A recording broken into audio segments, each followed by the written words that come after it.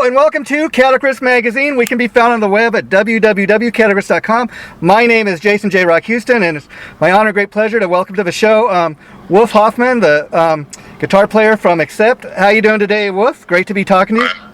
Fabulous. How are you, my friend? Yeah, and now we're interviewing today for a lot of reasons, but the main reason is that Accept is getting ready to kick off the band's first U.S. tour in 10 years. So let's talk a little bit about that. Why has it been 10 years? I didn't realize it's been that long. To be honest, I didn't realize it myself until I counted the years. I mean, yeah. The last 2 years almost like disappeared on us. Yeah, because of COVID. Yeah, man, it's like they never really happened. And I thought it was a few years back, but didn't realize it was that long. It was actually a tour we did with Creator in 2012. That was the last proper tour we've done in the U.S. Yeah, and I think part of the reason for that is because Accept, unlike a lot of bands, you guys continue to pump out new music. And I mean, it was just about 2 years ago in 2021 when you guys kicked out the most recent album, Too Mean to Die. From what your publicist Mike was telling me is that came out a little bit right before COVID hit, and so you guys didn't really get a chance to properly tour behind that. That's correct. Yeah, we were just in the middle of recording that album when it hit, and there was lockdowns and this and that, and we had to try to make the recording, finish it the best we could under the circumstances, and then we decided to release it halfway through about a year ago. Yeah. And yeah, it's been very well received, but we've never properly toured on it. We've done some shows in Europe all summer long for the festivals, but other than that, we haven't really done anything to present this new material to the fans. And so we said, yeah. And I think that speaks volumes. I mean, the fact that you haven't done a proper tour to support the new album, people are still loving it and been checking it out. So again, I think that just speaks volumes, not just about Accept as a band, but you seem to have a real loyal fan base. I kind of equivalent to, like Kiss has got kind of a similar fan base. You guys are nothing like Kiss, but I'm just talking about the fan base, Exactly. I wish we had the same amount of fans. Yeah. But who doesn't, right? Yeah, and back in the day, you guys got a chance to tour with Kiss, didn't you? Yeah, we did actually in the 80s. That was fantastic. Our first American tour ever was in 1980 with Kiss. Oh, wow. Sorry, 84. What am I saying? 84, but still, God. Yeah. Many moons ago. I mean, I imagine anybody going to see that show. I mean, going to see Kiss. First of all, what a show! But then to get a band like Accept, it was really kind of on the rise at the time. To open up for them, that had to be an amazing tour. Yeah, it was actually, and like I said, it was our first American tour and our first experience to an American audience. And it was an incredible experience. And of course, opening for Kiss is especially tough because those fans are really quite wild, and they don't really care about any opening act. So you have to actually prove yourself every night, which was great. It was good learning experience, definitely. Yeah. Now, correct me if I'm wrong, Wolf. Are you an original member of the band, or are you kind of? I am.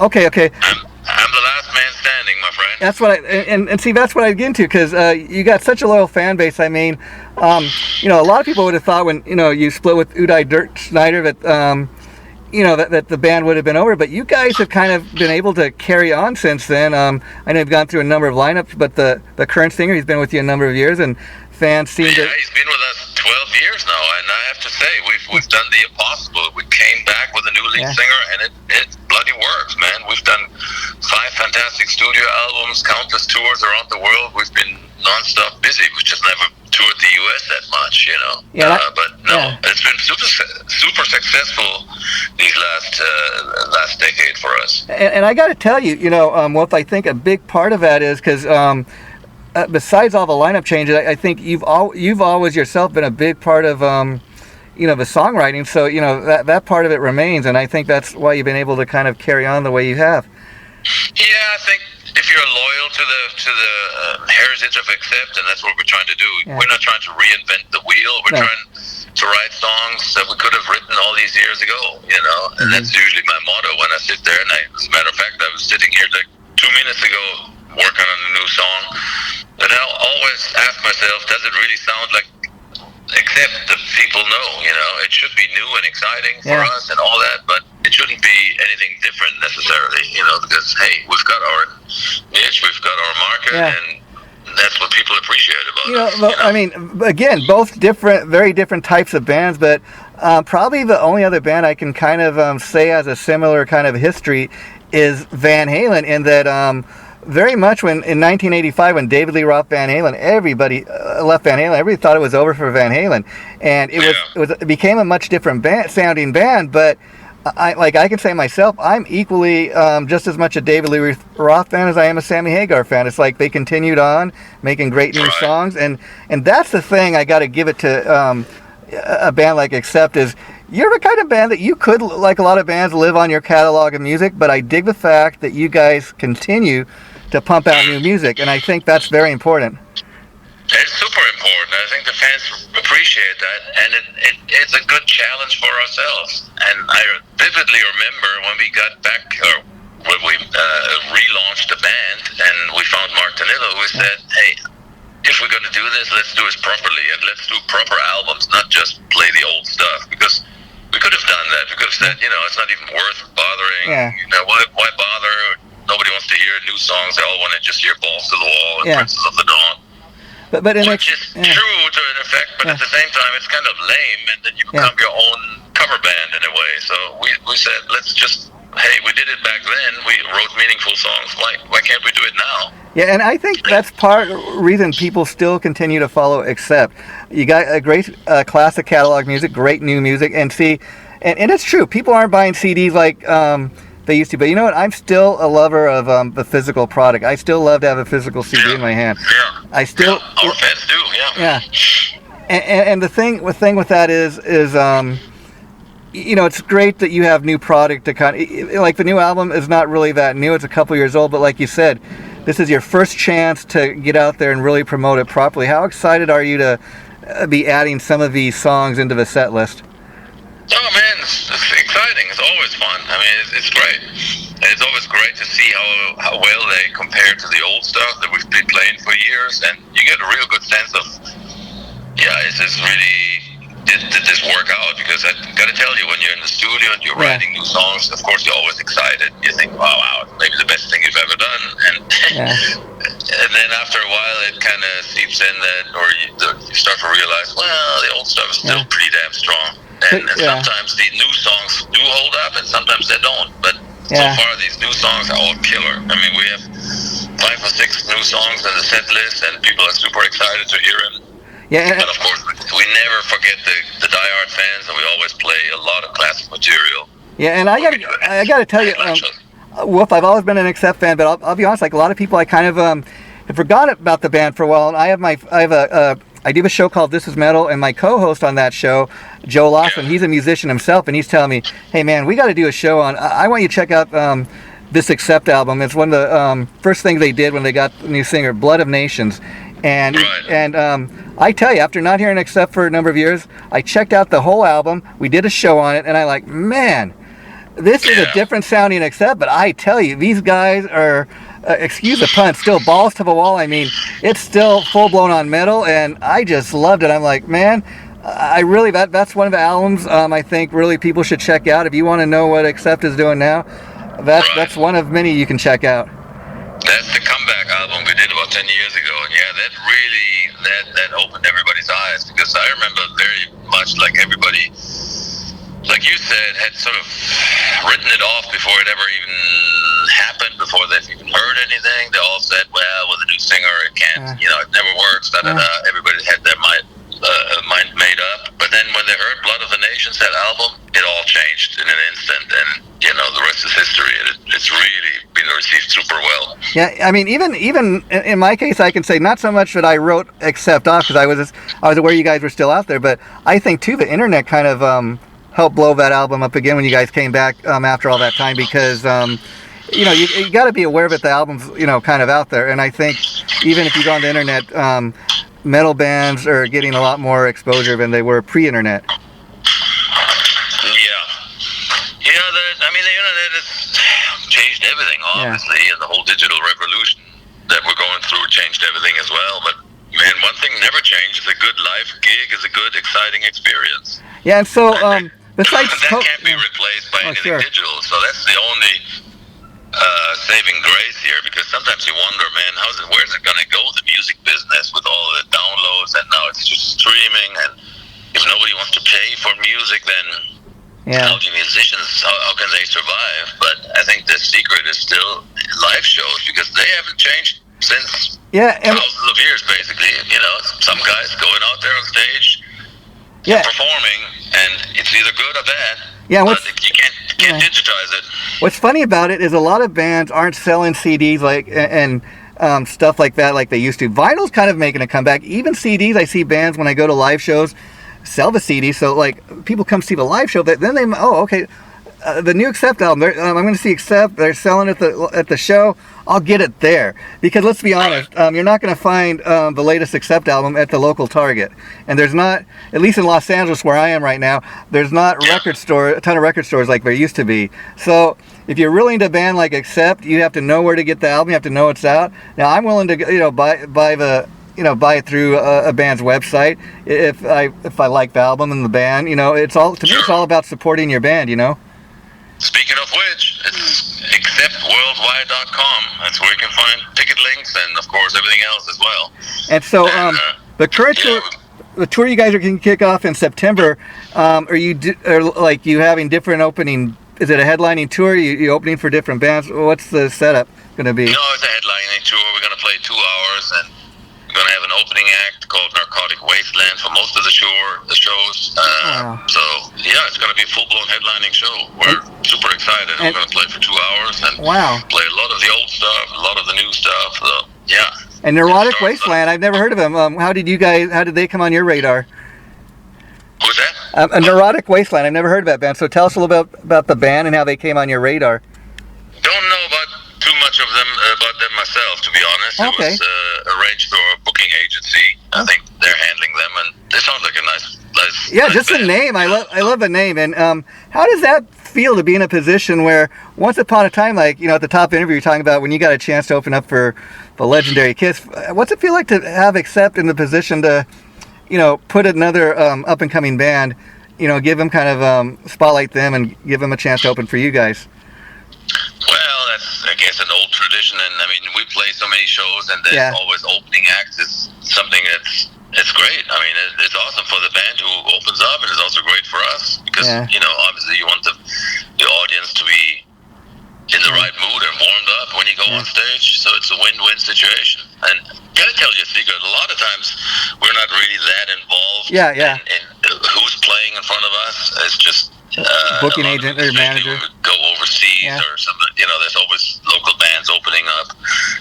But it's just it's good for both. And it's true as that may be. The thing of it is like right now as we're doing this interview, not a lot of people may be aware of this band, you know, Neurotic Wasteland, but they're going to go see Accept on tour, and they're going to say, you know, I saw that band on the Accept tour. I remember. That's how it goes. That's how you build it. That's how you build a following. And we've done it, and sometimes we still go and play it. Not always.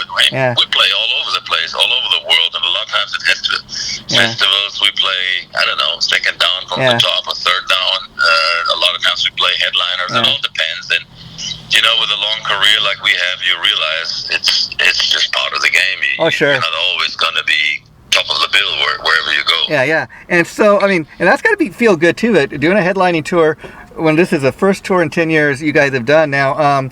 The band is originally from Germany. You're living in Nashville these days, is that correct? That's right. Yeah, we still have 3 Germans in the band, though. Yeah. And the 2 of us live here in Nashville, 2 Germans. And so what's that like? I've lived here for a long time in Nashville.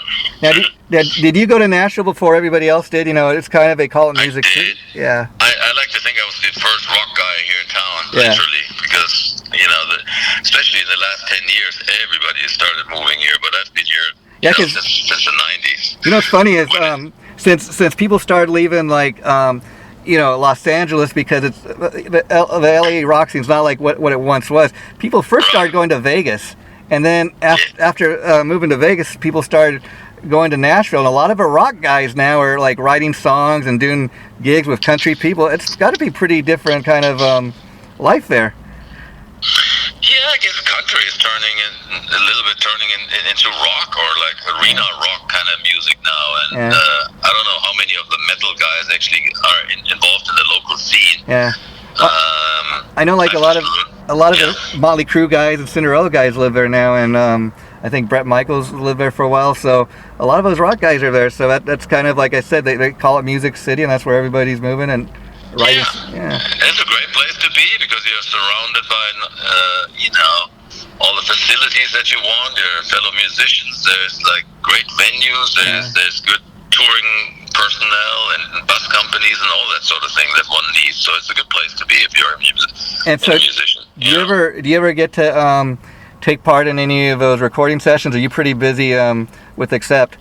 I kind of stay out of the local scene, to be honest. I do my own thing. Yeah. I'm plenty busy with that. I've never sort of mingled much. I've never been one to go on stage and sit in. Some of the guys in the band do. I mean, Phil, the guitar player, and our drummer, Christopher Williams, these guys, they often hang out with other guys and jump on stage and play covers and whatnot and have a lot of fun doing it, but it's not my cup of tea. Yeah, and so Wolf, let me ask you, like, Accept, like any band's had many ups and downs over years. What, when it got to the few times in your career where you thought it was maybe over, what kept you like to the point where you didn't want to give up? You like, no, we're gonna get through this. We're gonna.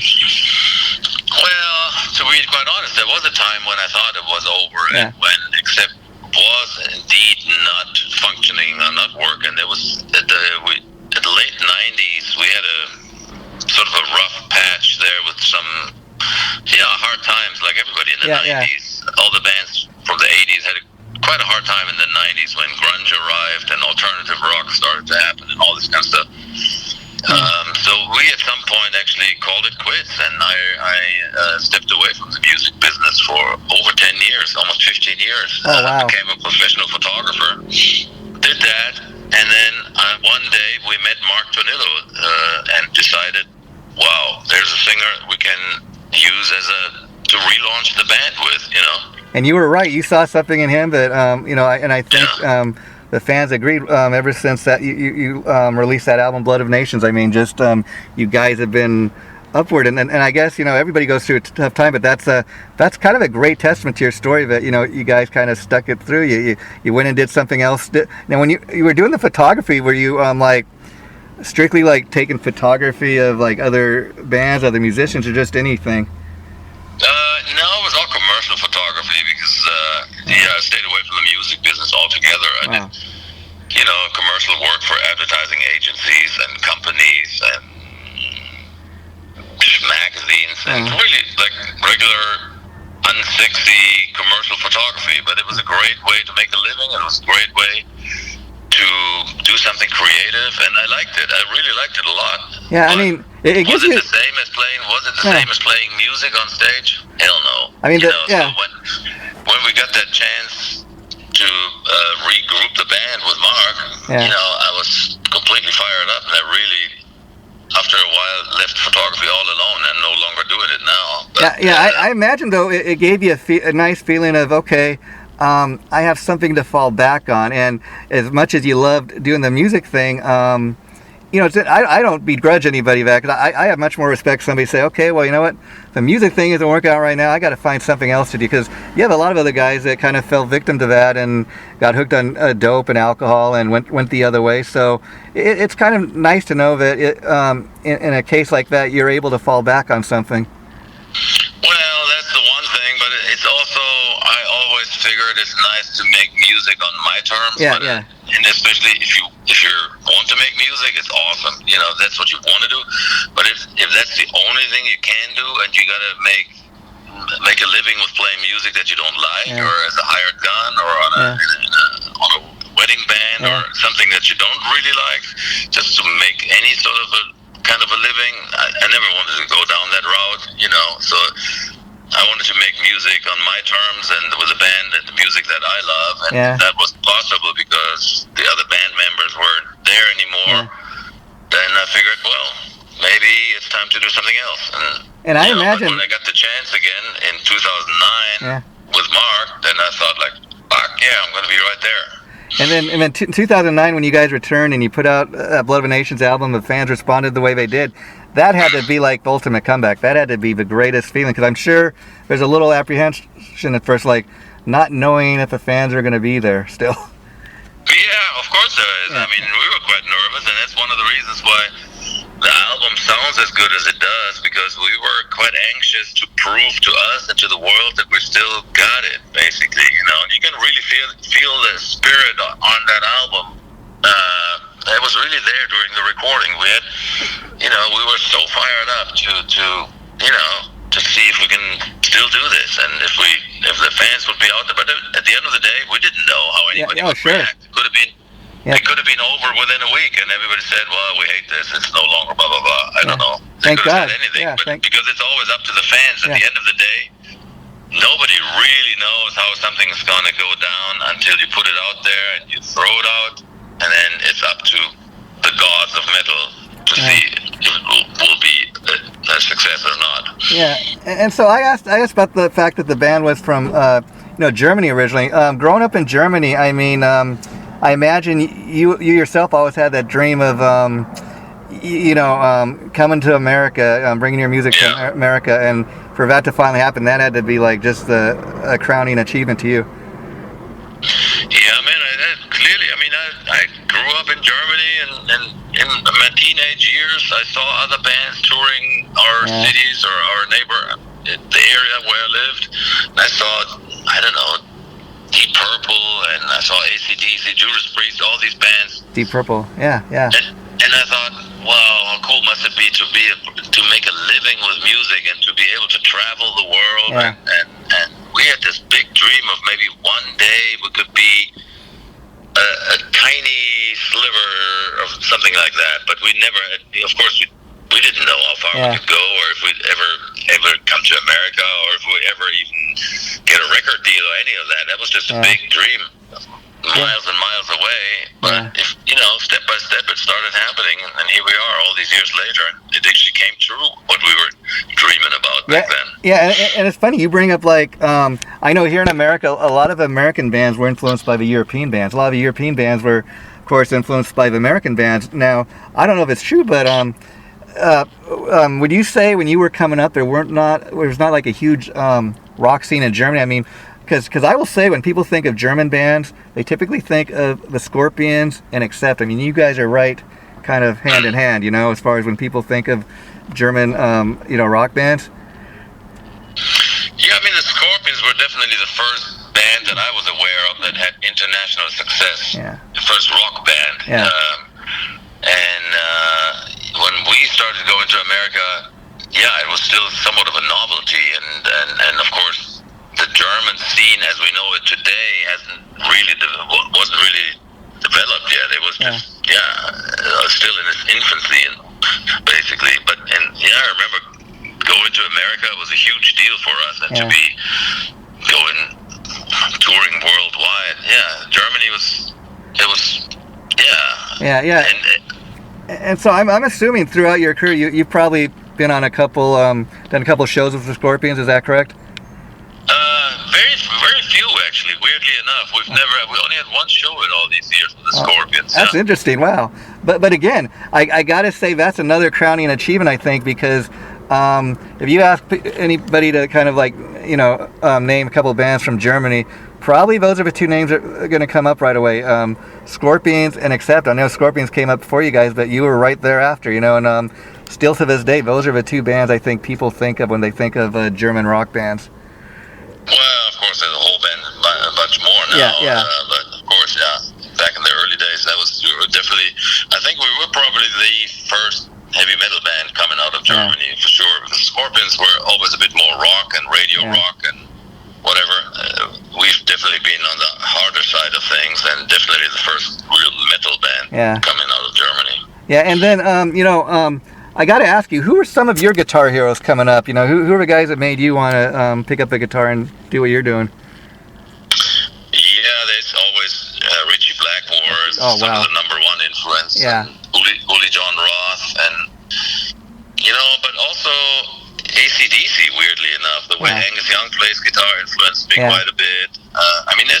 There's a variety of players that influenced me. AC/DC, AC/DC is an interesting band because, who doesn't love AC/DC? But yet they're unique in that, they pretty much every song kind of sounds the same, got the same 3-chord pattern. But I'll tell you, as a guitar team, Angus and of course his older brother Malcolm, I tell you, Malcolm Young I think's got to be one of the greatest rhythm guitar players ever. Definitely. Yeah. It's too bad he's gone now, of course. Yeah. Yeah, and you know what's weird is that if you have a chance to check out the latest AC, this came out a couple years ago, but I dare say it's the best thing they've done since Back in Black. And what's interesting is Malcolm doesn't play a lick on it, but he wrote some of the riffs, and his nephew's playing the parts. And I tell you, you listen to that album, you'd swear he was playing on the album. It sounds so much like him. His influence is still there. Sure. Yeah, it's amazing, isn't it? Yeah, and so I got to ask, in regards to the, you guys are going to put out any new music videos to, because again, the album's a couple years old. Is there any plans for that? I don't know of any videos. I mean, we've done some videos for the new album. Okay. So, yeah, they're all online and check it out. Yeah. Man, the connection's really bad, my man. Oh, I'm sorry. I'm almost out of time, too. Okay, well, to be honest. I will let you go, because I on my end I was able to hear it, but it was a thank you for doing the interview. I really enjoyed talking to you, and I'm going to do my best to post this next week. I'll let Michael know, and you're welcome to share with everybody. Let's do it again, and keep in touch. Take care, Wolf. Thanks, my friend. Take care. Bye-bye. Anytime. Bye-bye.